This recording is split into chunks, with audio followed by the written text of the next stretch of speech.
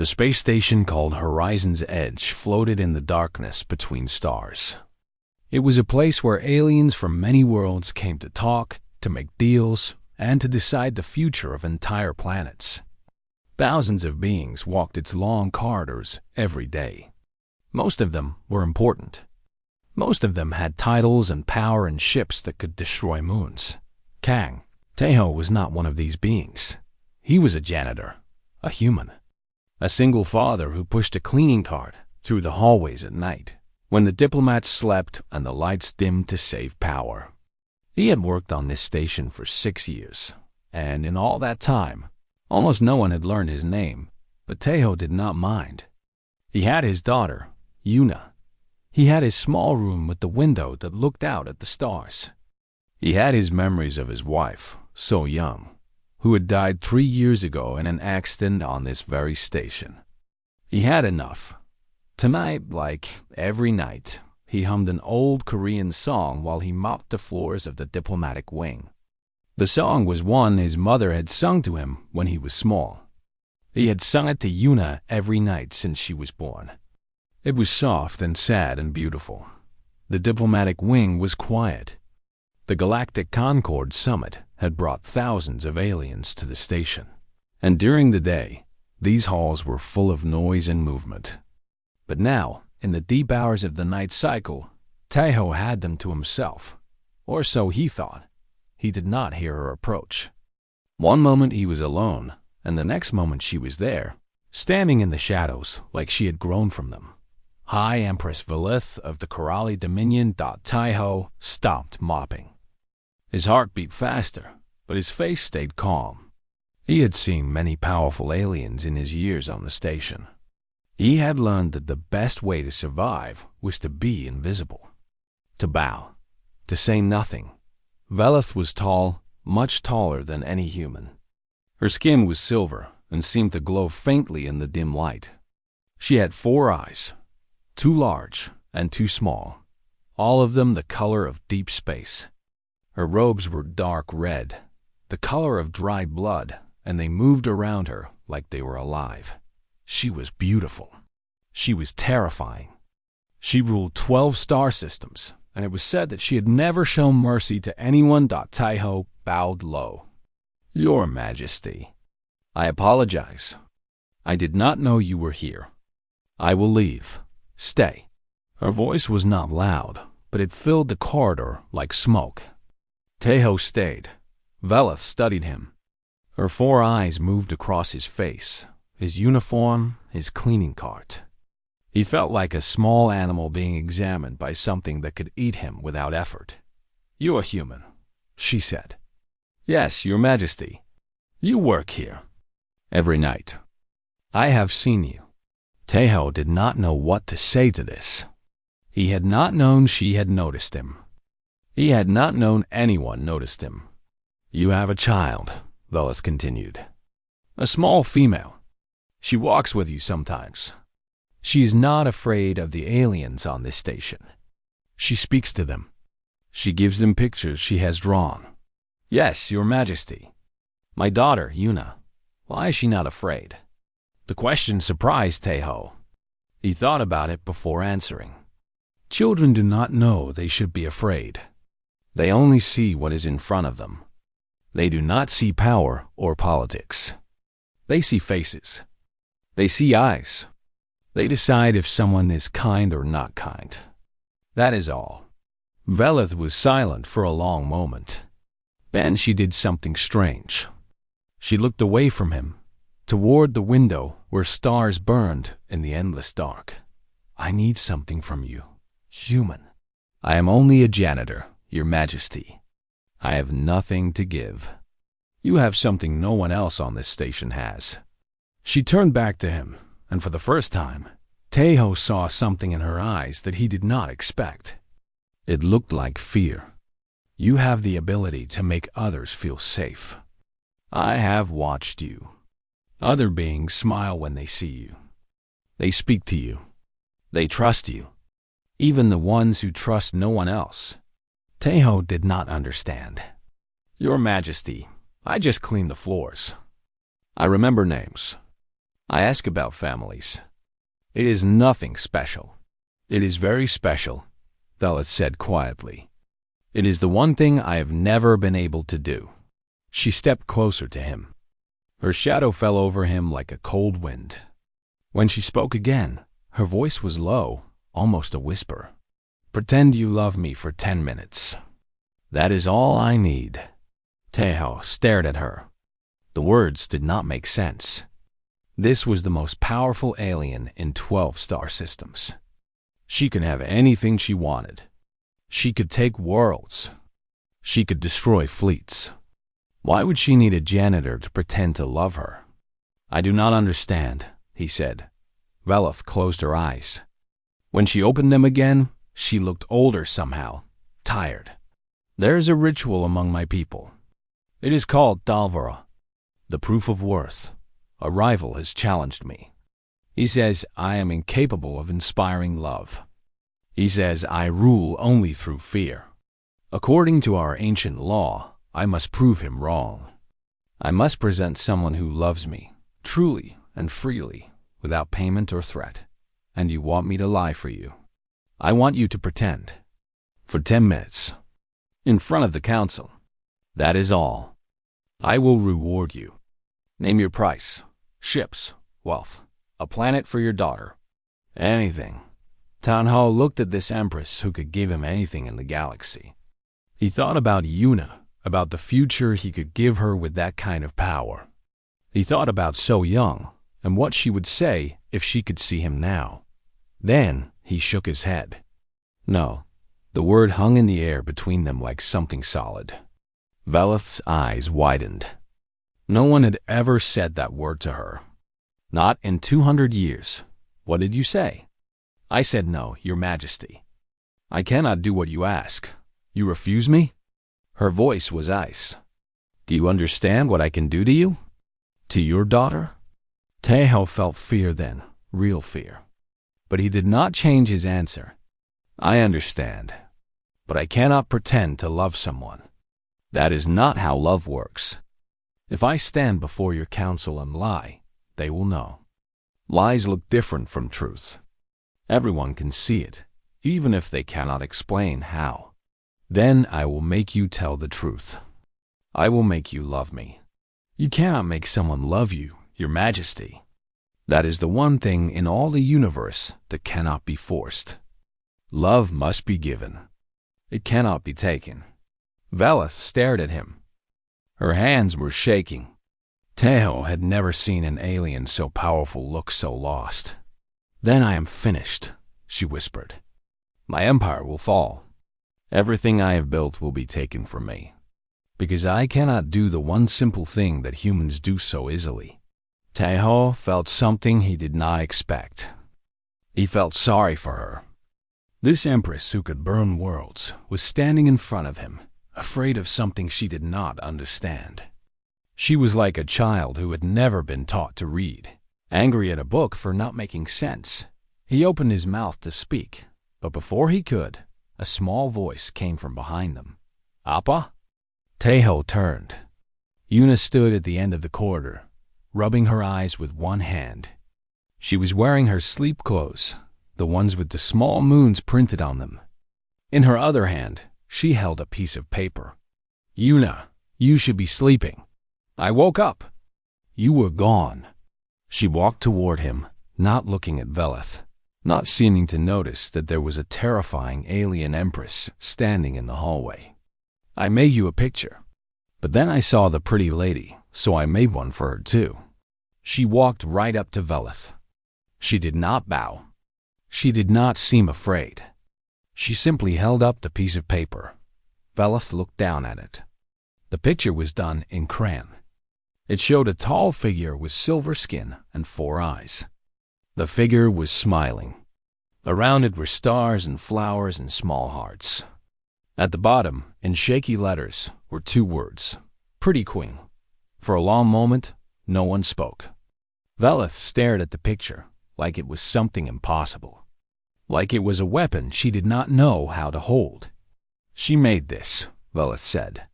For me. Yuna makes pictures for everyone, Tejo said. It is how she shows she likes someone. She likes me? Veleth's voice was strange, soft, confused. She does not know me. I have done nothing for her. I have given her nothing. Yuna tugged on Veleth's robe. The Empress looked down at her with all four eyes. You have pretty eyes, Yuna said simply. Like stars. I like stars. Something changed in Veleth's face.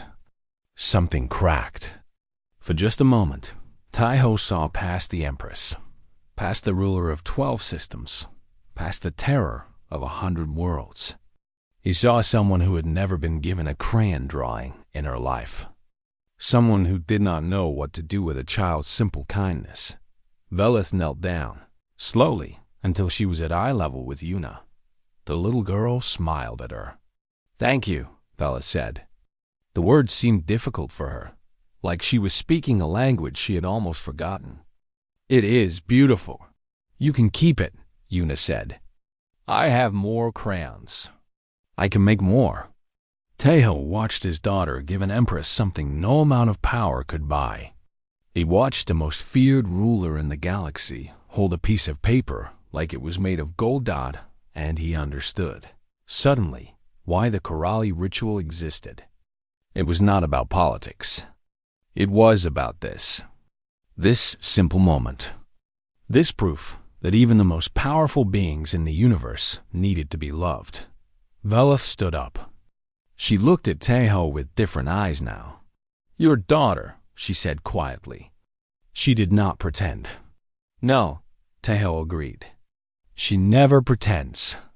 She does not know how. Veleth folded the picture carefully, like it might break. She placed it inside her robe, against her heart. Perhaps, she said slowly, I have been asking the wrong question. Perhaps the problem is not finding someone to pretend. Perhaps the problem is that I do not know how to be loved truly. Taiho nodded. That is a harder problem. But it is not impossible. Can it be learned? Yes, but not in 10 minutes. Veleth looked at him for a long time. The next evening, Taiho found Veleth waiting for him in the same corridor. She was not hiding in shadows this time.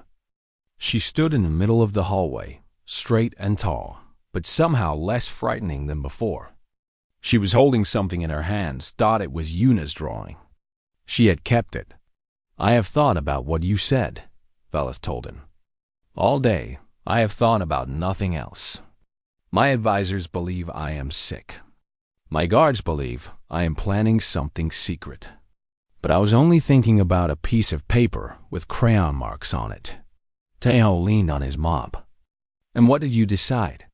I decided that you were right. I have spent 200 years making people fear me. I do not know how to make them love me. I do not even know what that would feel like. She paused. But I want to learn. I need to learn. Not only for the ritual. For myself. Why? It was a simple question, but Veleth did not have a simple answer. She was quiet for a long moment. Because, she finally said, when your daughter gave me this picture, I felt something I have never felt before. Something warm. Something that had nothing to do with power or control. And I want to feel it again. Taiho studied her face. He had been afraid of her last night. He was still a little afraid, but he could see that she was telling the truth. Whatever she had felt when Yuna gave her that drawing, it had changed something inside her. Learning to love is not like learning to fight or to rule, he said. It is not about being strong.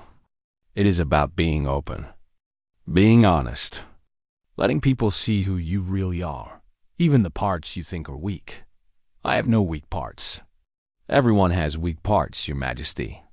The people who say they do not are lying to themselves. Veleth's eyes narrowed. You speak to me very boldly for a janitor. You asked me to teach you. This is the first lesson. You cannot learn if you cannot accept that you have things to learn. For a moment, Taiho thought he had gone too far. Veleth's face was hard, her four eyes cold. But then, slowly, her expression changed. She almost smiled. No one speaks to me this way. No one has dared in a very long time. Maybe that is part of the problem. Vela thought about this. Then she nodded once. Perhaps. What is the second lesson? Tejo picked up his mop and started walking down the corridor. After a moment, Velith followed him. She looked strange, walking beside a janitor, her royal robes flowing behind her while Tejo pushed his cleaning cart. The second lesson is simple, he said. Learn names. Not titles, not positions. Names. Real names. Ask people what they want to be called. Remember it. Use it when you speak to them. I know the names of my generals, my advisors. I mean the small people. The ones who serve your food. The ones who clean your ship. The ones who fix your machines. Do you know their names? Velith was silent. She did not. There is a Korali woman who brings me water every morning, she said slowly. She has done this for 30 years. I have never asked her name. Then that is where you start. They walked in silence for a while. Tejo mopped, and Velith watched him work. It was a strange sight, this powerful empress standing quietly while a human cleaned floors around her. What else? She asked. Ask questions. Not commands. Questions. When someone speaks to you, ask them about their life. Their family. What makes them happy? What makes them sad? Listen to the answers. Really listen, not just wait for them to stop talking so you can speak again. I listen. No, you wait. There is a difference. Listening means you care what the other person is saying. Waiting means you are only thinking about what you want to say next. Velith frowned. She was not used to being told she was doing something wrong. But she did not argue.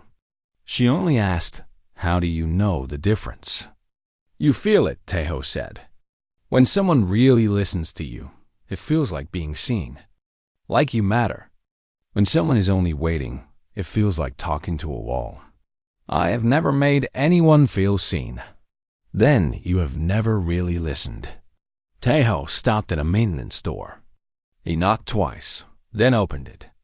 Inside was a small break room where the night workers ate their meals and rested between shifts. 3 aliens sat at a table, playing a card game. They looked up when the door opened. Hello, Tejo said with a warm smile. I brought a guest. She wants to meet you. The workers stared at Velith. One of them dropped his cards. Another started to stand, then seemed to forget how his legs worked and fell back into his chair.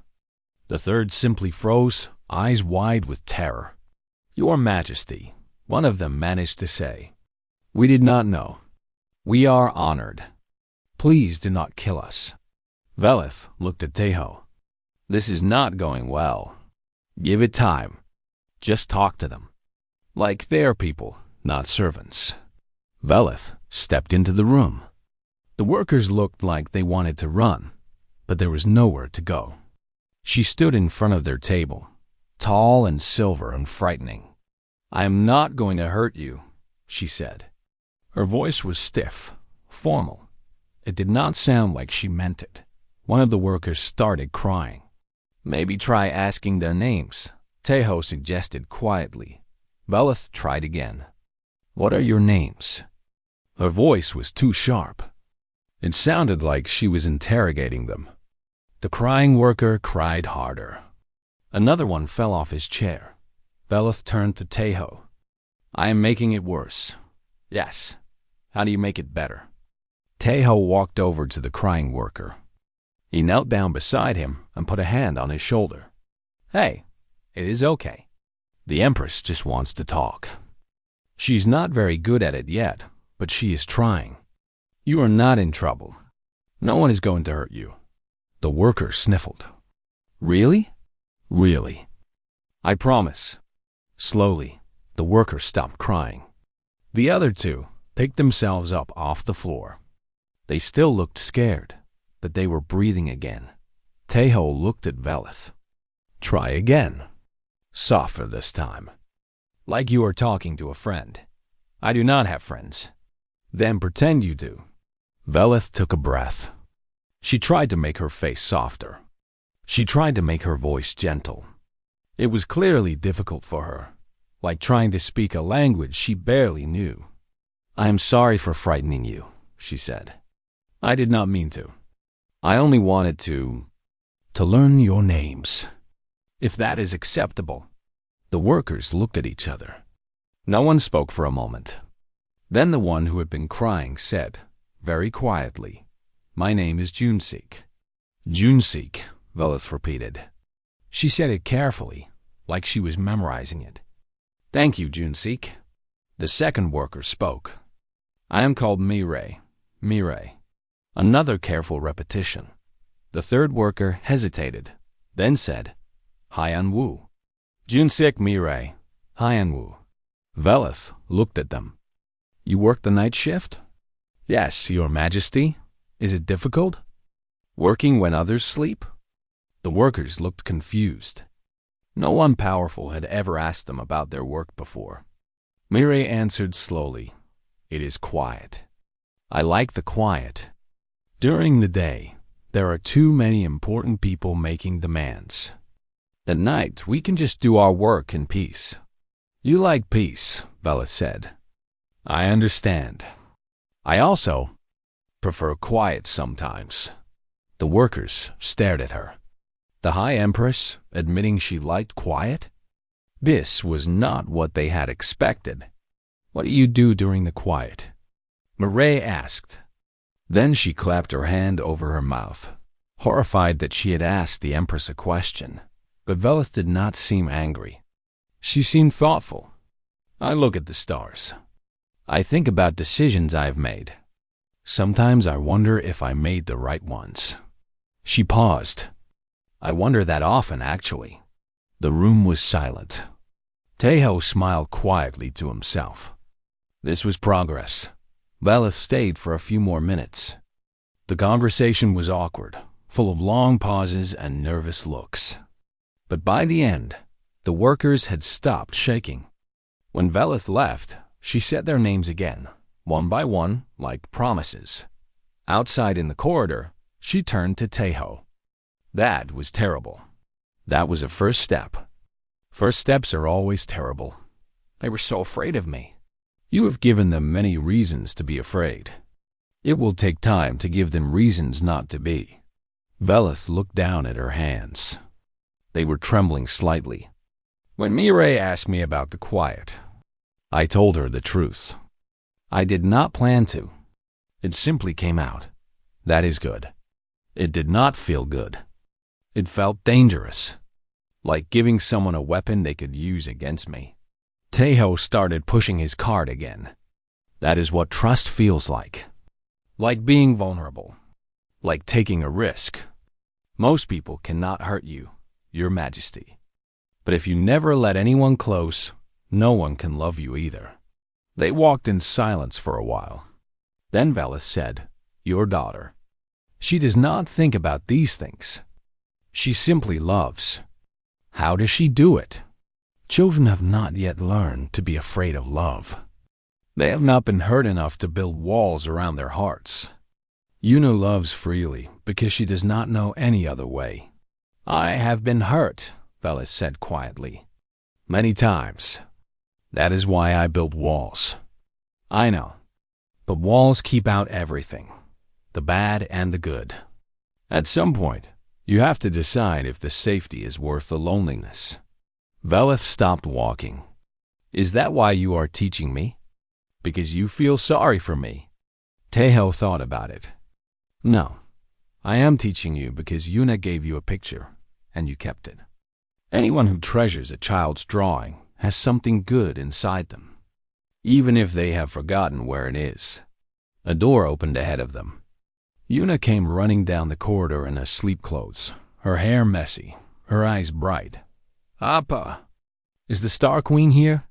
I want to show her something. Velith looked at the small human child running toward her with no fear at all. Something in her chest felt tight. I am here, she said. Yuna grabbed her hand, not even thinking about whether an empress would want to be touched by a Kyle. The days passed quickly.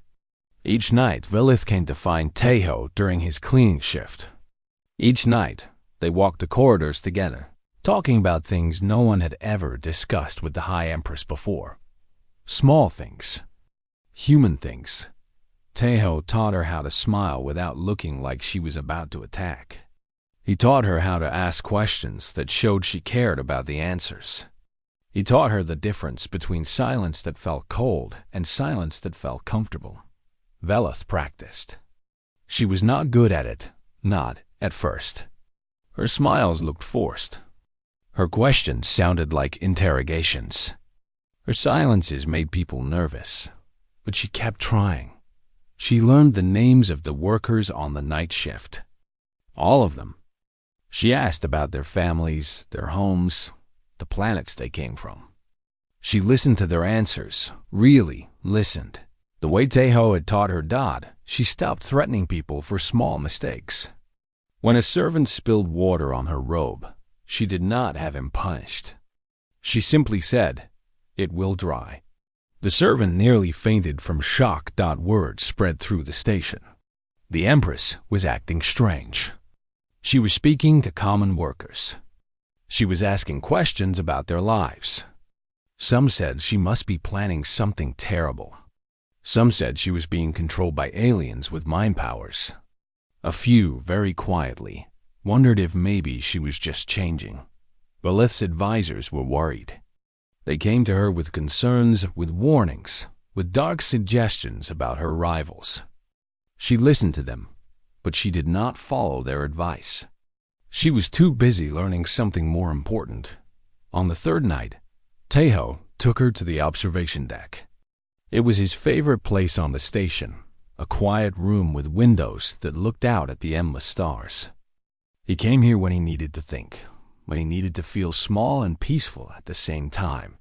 They sat together, looking at the darkness and the distant lights. "Tell me about your wife," Velith said. Tejo was quiet for a long moment. He did not often talk about so young. The pain was still there, even after 3 years, like a wound that had healed but left a scar. "Her name was Han So Young," he finally said. "She was also a worker here. Maintenance. She fixed machines, kept the station running. She had a laugh that could fill a whole room. She made terrible jokes that were so bad they became funny. She sang when she worked, always a little off-key, but I loved it. How did you meet?" I dropped a cleaning bucket on her foot. Tejo smiled at the memory. She was walking by. I was not paying attention, and I turned around and hit her with a bucket full of dirty water. I was so embarrassed I could not speak. She just laughed and said, "You owe me dinner for ruining my shoes." So I bought her dinner. And then another dinner. And then 100 more dinners. That is how humans begin relationships? By accident? Sometimes. Sometimes love finds you when you are not looking for it. That is what makes it special. You cannot plan it or control it.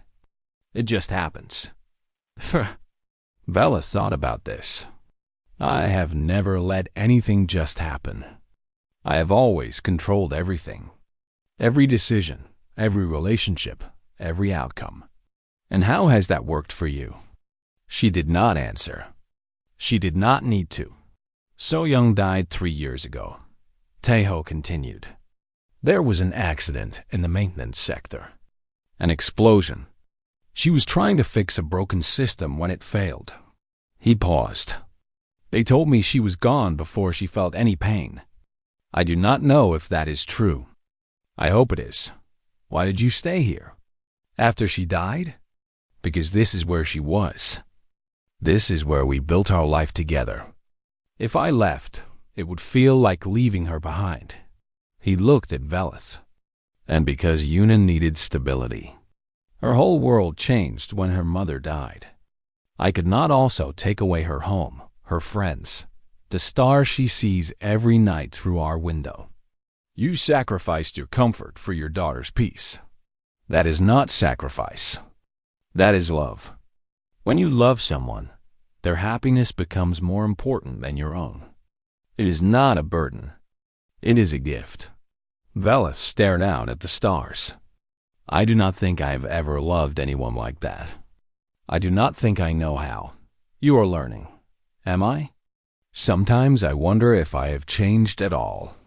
I still think in terms of power, control, strategy. When I am kind to someone, part of me calculates what I might gain from it. Tejo nodded slowly.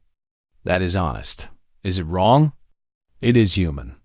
Or I suppose in your case, Corrali. No one is purely selfless. Even the kindest people feel good when they help others. Even the most generous give partly because giving feels right. The question is not whether you have selfish thoughts. The question is whether you act on them. I do not understand the difference. If you are kind to someone only because you want something from them, and you stop being kind when you get what you want, that is selfishness. But if you are kind because it feels right, even when there is nothing to gain, that is something else. That is the beginning of real connection. Valeth considered this. When I learned the workers' names, when I asked about their lives, I did it because you told me to. But then, last night, Jumseek told me his mother was sick on his home planet. He could not afford to visit her. He was very sad. She paused. I arranged for him to have passage home. Paid leave. Medical care for his mother. I did not tell him it was me. I just did it. Tejo smiled. Why? I do not know. He looked so sad. I did not want him to look that way anymore. That is empathy, Your Majesty. That is caring about someone else's pain, not because it benefits you, but because you cannot stand to see them suffer. Is that love? It is part of love. A small part, but important. They sat in comfortable silence for a while. Then Veleth reached into her robe and pulled something out. It was a bracelet, ugly and messy, made of electrical wire and colorful beads. Your daughter made this for me, she said. She called it a friendship bracelet. She said it means we are friends now. Tejo looked at the bracelet. He recognized Yuna's work, the clumsy knots, the random pattern of beads. She makes those for people she cares about. It is hideous. Yes, I wear it under my armor, against my skin. My advisors cannot see it, but I know it is there. Veleth's voice was strange, almost confused. I do not understand why I treasure it so much. It has no value. It is just wire and beads. But when I touch it, I feel calm, safe, like I am not alone. That is what love feels like, Tejo said softly. Not always the big things. Sometimes just a small reminder that someone cares. That someone thought of you. That you matter to them. Veleth put the bracelet back under her robe, hiding it against her heart. The ritual is in 2 days. Ambassador Dorn is already celebrating his victory. He has told everyone I will fail. That no one loves me. That I am nothing but fear and power. Is he wrong? I do not know anymore. I feel different than I did a week ago. But feeling different and being different are not the same thing. Tejo stood up and looked out at the stars. You cannot fake your way through this ritual. Either you have changed or you have not. And if you have, it should not be for the ritual. It should be for you, for who you want to become. Veleth stood beside him. For a moment they were just two people looking at the infinite darkness together. What if I fail? She asked. Then you fail. But you will have learned something. You will have grown. That matters, even if you lose everything else. You are strange, human. You speak to me as an equal. You tell me hard truths. You do not seem to care that I could destroy you with a word. You will not destroy me. How do you know? Tejo smiled. Because my daughter gave you a friendship bracelet, and you are wearing it against your skin. People who destroy others do not treasure small gifts from children. Velith had no answer for that. That night, she returned to her quarters alone. She passed through corridors full of advisors and guards and servants who bowed and trembled at her presence. None of them knew she was wearing a bracelet made of wire and beads. None of them knew she had spent the evening talking to a janitor about love and loss and small kindnesses. She reached her private chamber and dismissed her guards. Alone, she stood before a mirror and looked at herself. Silver skin, 4 eyes, robes the color of blood. This was what an empress looked like, but who was she underneath? She did not know. She was only beginning to find out. A sound at her window made her turn. A shadow moved in the darkness. Before she could call for help, a figure stepped into the light dot. It was a Corrali male, dressed in black, holding a blade that gleamed with poison dot and assassin. Velith did not reach for a weapon. She did not call for guards. She simply looked at the assassin with her 4 cold eyes. "Dorn sent you," she said. It was not a question. The assassin nodded. "He offers you a choice. Withdraw from the ritual and keep your life, or die here tonight." Velith should have been afraid. A week ago, she would have been furious. She would have killed this assassin with her bare hands and sent his body back to Dorn as a message. But something had changed. She thought of Tahoe, of Yuna, of a bracelet made of wire. She thought of Jumseek and his sick mother. She thought of all the small moments that had added up to something bigger than power. "Why do you serve him?" She asked the assassin. The question surprised him. His blade wavered. "What? Dorn, why do you follow him? What has he given you that inspires such loyalty?" The assassin's face was hard to read behind his mask, but his voice, when he spoke, was bitter. "He pays well. That is all. So you would die for money." The great hall of the Galactic Concord was filled with beings from 100 worlds. They sat in rising tiers of seats, looking down at a central platform where the most important moments in galactic history had been decided. Treaties had been signed here. Wars had been declared. Emperors had risen and fallen.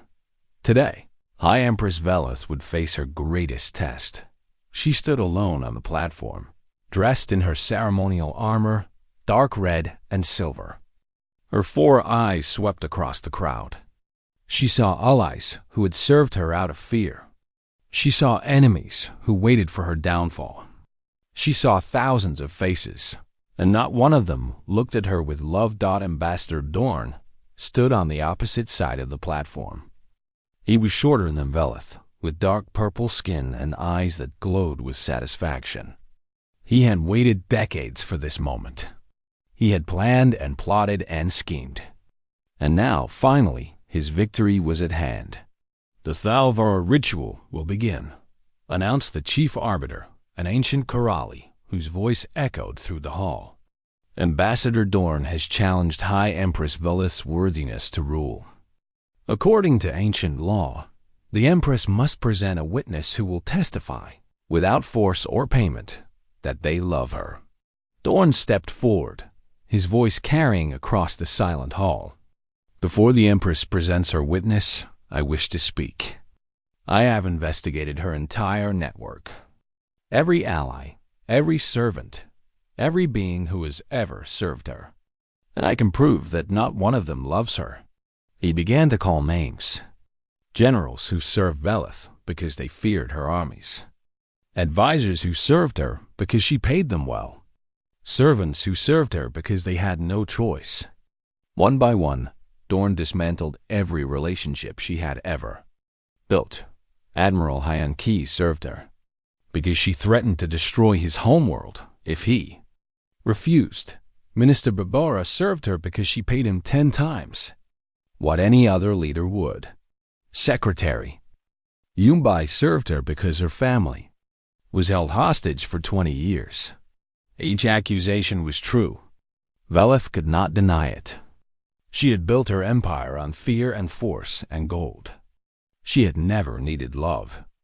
She had felt love was weakness. Now, standing alone on the platform, with thousands of eyes upon her, she understood how wrong she had been. Dorn finished his speech with a cruel smile. And so I asked the Empress, who loves you? Who in all the galaxy cares whether you live or die? Name one being. Just one.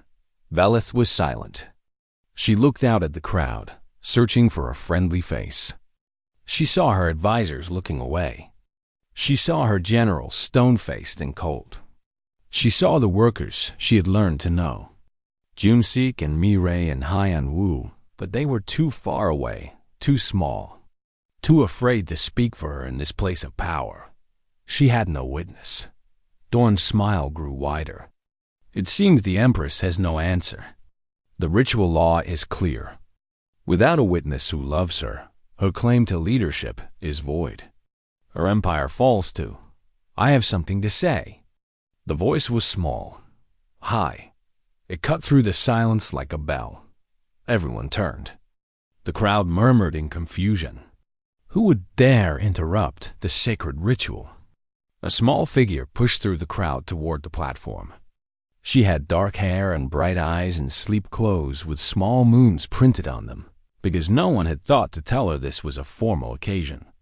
She was holding her father's hand and pulling him forward with all her strength. Yuna behind her came Teho, looking embarrassed and terrified and proud all at once.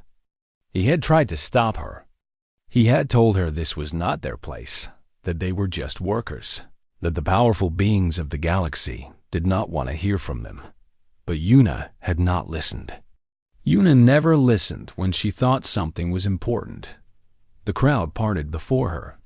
Guards moved to stop her, but something in her face made them hesitate. She walked right up to the platform and climbed the steps, her father following helplessly behind.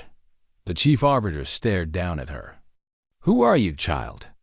My name is Kim Yuna. I am 7 years old. And the Silver Lady is my friend.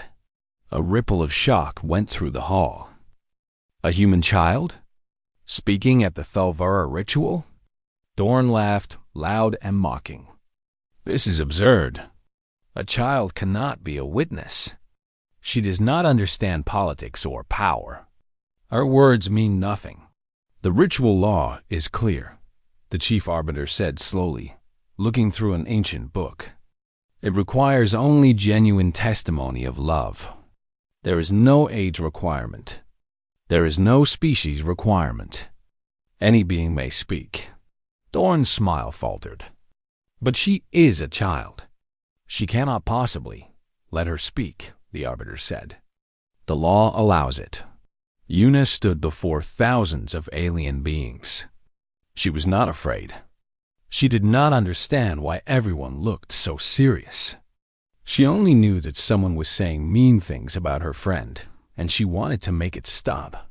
The Silver Lady is nice, Yuna said, her voice clear and honest. She colors with me. She's not very good at it, but she tries really hard. She wears the bracelet I made her, even though it is ugly. She asks me questions about my drawings. She listens when I talk. The crowd was absolutely silent. They had never seen anything like this before. My appa say she used to be scary, Yuna continued. But I do not think she is scary. I think she is lonely. She did not have friends before. She did not know how to play. But she is learning. She sits on the floor with me and holds crayons and makes pictures. She smiles sometimes. Real smiles, not pretend ones. Yuna looked up at Velith, who stood frozen on the platform, unable to speak. I love you, Yuna said simply. You are my friend. I do not care if you are an empress or not. I just like you. The words hung in the air. Simple words. Child's words. But they carried a weight that all of Dorn's speeches could not match. The ritual arbiters consulted together. They examined Yuna with devices that measured truth, that detected lies and manipulation. They found nothing but pure, simple honesty.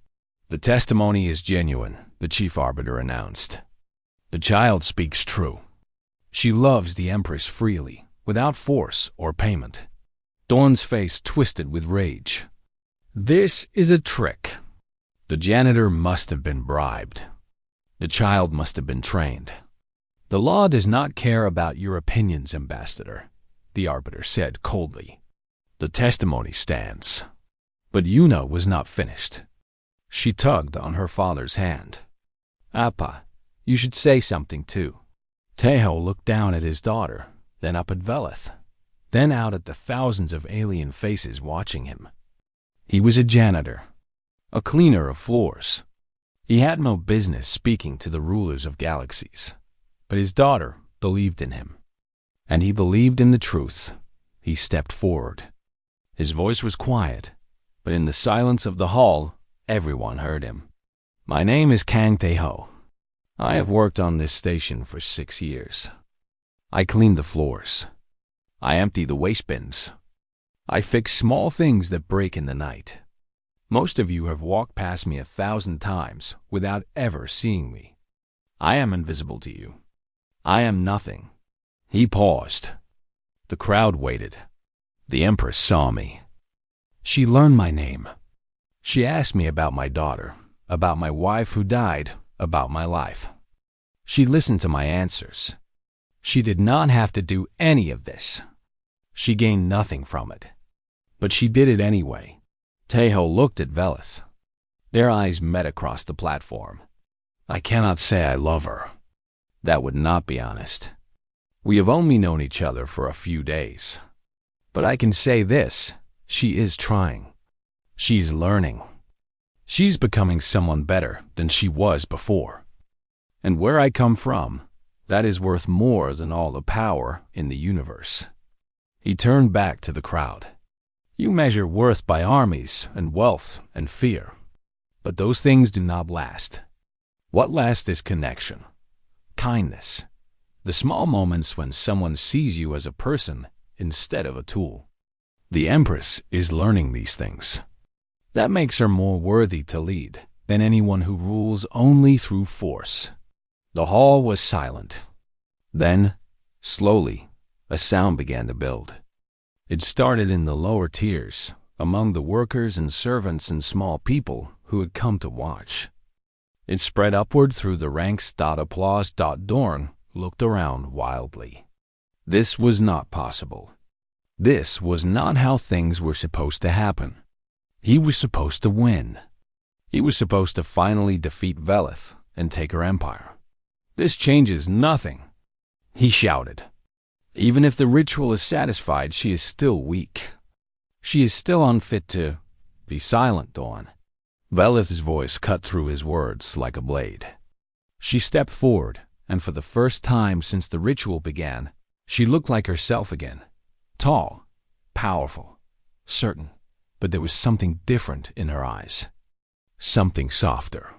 You challenged me because you thought I was incapable of love, she said. You believed that fear was my only weapon, and that without it, I would fall. But you were wrong. Fear is not my only weapon. It is simply the only one I knew how to use. She looked at Yuna, at Tejo, at the workers in the crowd who were cheering for her. These beings have taught me something you will never understand. Dorn, they have shown me that strength is not about making others afraid. It is about giving them reasons to believe in you. It is about being worthy of their trust. She raised her hand, and guards moved toward Dorn. By the ancient law, your challenge has failed. The Thalvera ritual is complete. My leadership stands. And you, she paused. You will answer for the assassin you sent to my chambers. Dawn's face went pale. How did you? He chose not to kill me. He chose mercy over murder.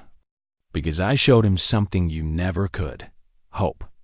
Dawn was led away by guards. The crowd cheered. 1 year had passed since the Thalvera ritual. The galaxy had changed. And so had the being at its center.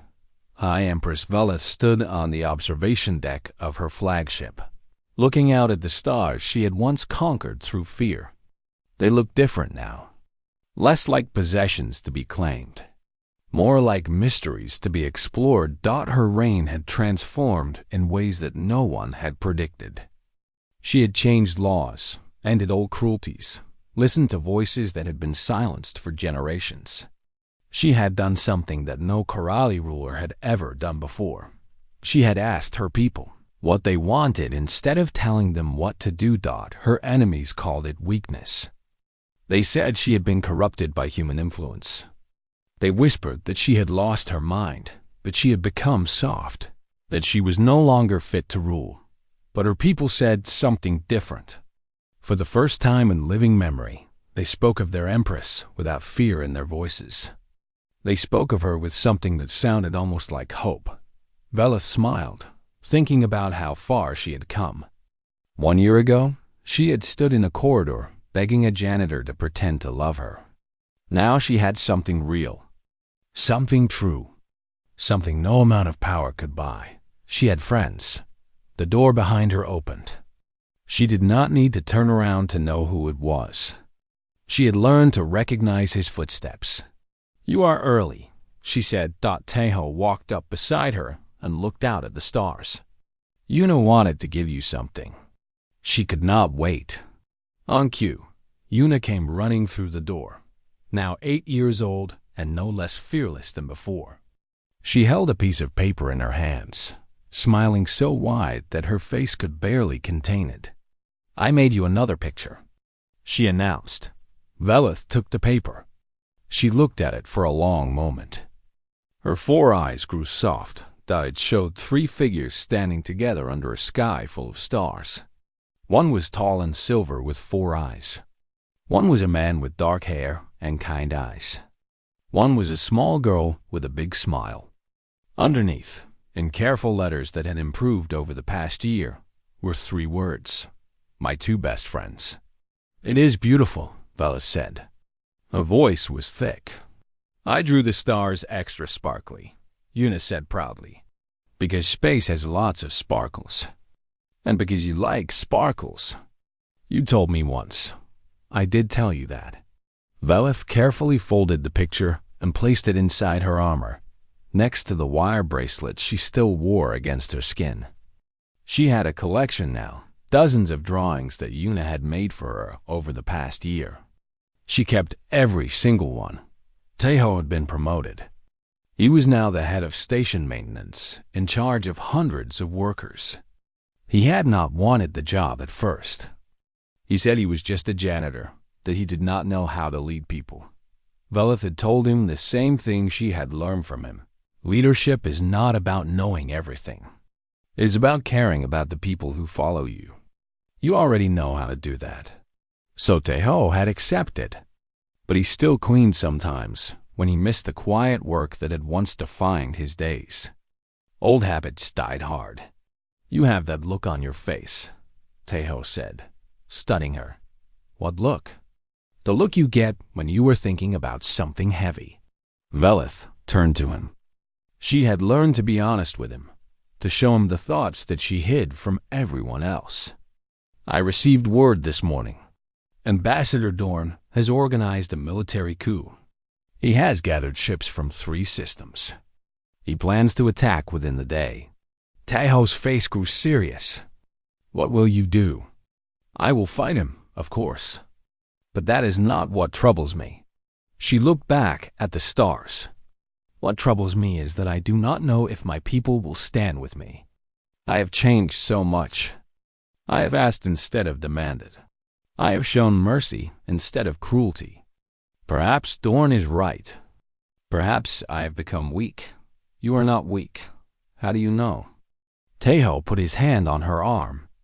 It was a gesture that would have terrified anyone else, touching the High Empress without permission. But between them, it was natural. It was right. "Because strength is not about being cruel," he said. "Strength is about standing for something, even when it is hard. You have stood for kindness. You have stood for change. You have stood for hope. That takes more courage than any battle. What if they do not fight for me? What if they abandon me because I am no longer the empress who terrified them? Then you will know that their loyalty was never real. But I do not think that will happen." He smiled. "I think you will be surprised by how many people believe in you now." Yuna tugged on Velith's robe. "Are bad guys coming?" Velith looked down at her small friend. "Yes, little one. Bad people are coming. But I will protect you. I promise." "I am not scared," Yuna said seriously, "because you are the strongest person I know. And a piece says that good always wins in the end. Does it?" "Yes." Yuna nodded firmly. "Because good people have friends who help them. Bad people only have people who are scared of them. And scared people run away when things get hard. Friends stay." Velith felt tears forming in her eyes. She blinked them away. "When did you become so wise, little one?" "I read a lot of books. Also, Appa tells me things." Tejo laughed. "I have taught her everything she knows about philosophy, and also about proper floor cleaning techniques. Very important life skills." The moment of lightness faded. Alarms began to sound across the ship. The battle was beginning. Velith straightened. She was an empress again, a warrior, a leader. But underneath the armor, next to her heart, she still wore a bracelet made of wire and beads. "Stay here," she told Tejo and Yuna. "I will end this." She strode toward the command deck, her advisors and generals falling into step around her. They had expected her to be afraid. They had expected panic, desperation, the old Velith who would threaten and punish anyone who brought bad news. Instead, they found calm, certainty, strength. "Show me the fleet," Velith commanded. The display lit up with ships, hundreds of them, bearing down on her position. Dorn had gathered more forces than anyone had predicted. His fleet outnumbered hers 3-1. Her generals looked at her with fear in their eyes. "Your Majesty, we should retreat. We cannot win this fight." The odds do not matter," Velith said. "What matters is what we are fighting for." Dorn fights for power, for control, for fear. We fight for something better. We fight for change, for hope, for a future where strength means something more than cruelty. She opened a communication channel to all her ships. Her voice echoed across the fleet, reaching every soldier, every pilot, every worker who had joined her cause. "This is your empress. I know many of you are afraid. I know Dorn's fleet is larger than ours. I know the wise thing would be to run, to save ourselves, to fight another day." She paused. "But I am not going to run, and I am not going to ask you to die for me. I am going to ask you to fight for what you believe in." She took a breath. "1 year ago, I was a ruler who led through fear. You served me because you had no choice. You obeyed because the alternative was death. I gave you nothing to believe in except terror. But I have changed. I have learned that there is more to leadership than power. I have learned that true strength comes from connection, from caring, from giving people reasons to follow you instead of forcing them to. If you fight today, fight because you believe in that change. Fight because you want a future where your children do not have to fear their rulers. Fight because you have seen what we can become if we choose hope over hatred. And if you cannot fight for that, then go. Leave. I will not punish you. I will not hunt you down. You have my word." She closed the channel. The generals stared at her in shock. She had just given her own soldiers permission to abandon her. No Karali ruler had ever done such a thing. For a long moment, nothing happened. The enemy fleet grew closer. The tension was unbearable. Then the reports started coming in. No ships had left. Not one. Instead, ships were arriving. Small vessels from nearby systems, merchant ships and worker transports and personal craft, all flying toward Velith's position. People who had heard her speech, who had believed in her words, who wanted to stand with her. One of her generals whispered, They are not running. They are coming to help. The battle began. It was fierce and terrible and costly. Ships burned and people died, and for long hours, no one knew who would win. The Dorn's forces were fighting for money, for fear, for a promise of power that meant nothing when the lasers started flying. When things got hard, they hesitated. They questioned. They wondered if it was worth dying for an emperor who had never even learned their names. Velith forces fought for something else. They fought for an empress who had changed, who had listened, who had shown them that a different future was possible. They fought for hope. In the end, hope won. Dorn's flagship was captured. His fleet scattered or surrendered. The coup collapsed in a single day. They brought Dorn before Velith in chains. He looked older, smaller, defeated. He had been so certain of his victory. He had been so sure that fear was the only real power in the universe. How? He asked. How did you do it? Your forces should have abandoned you. They had every reason to run. You gave them permission to leave. Velith looked at him with something that was almost pity. You never understood, Dorn. You thought people were tools to be used and discarded. You never learned their names. You never asked about their lives. You never gave them anything to believe in. She gestured to the officers standing around her.